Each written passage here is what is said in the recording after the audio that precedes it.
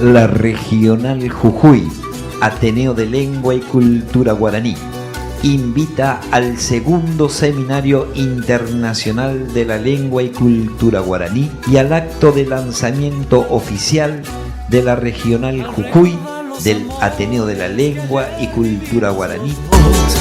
Te busqué por todas partes, no hallé ni un poco de ti. La misma se llevará a cabo los días 13 y 14 de febrero de 2013 en la ciudad de San Pedro Jujuy, República Argentina, y cuyo objetivo general será abordar íntegramente los lazos lingüísticos que desarrollan los pueblos indígenas de la nación guaraní para elaborar una política común y específica con sus organizaciones de los diferentes estados provinciales, nacionales e internacionales.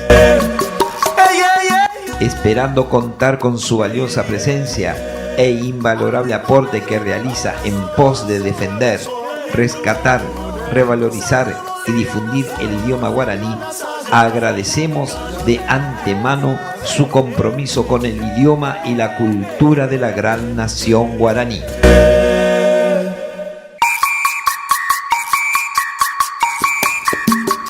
Organiza Comunidad Aba Guaraní Cuarajuyasí, Murubichaguazú, Rebeca Camacho, Germán Victorio David, Movimiento Queraimbá y Yambaé de la nación guaraní. Chicalo, bailando saya con mi negrita, yo me voy a Chicalo.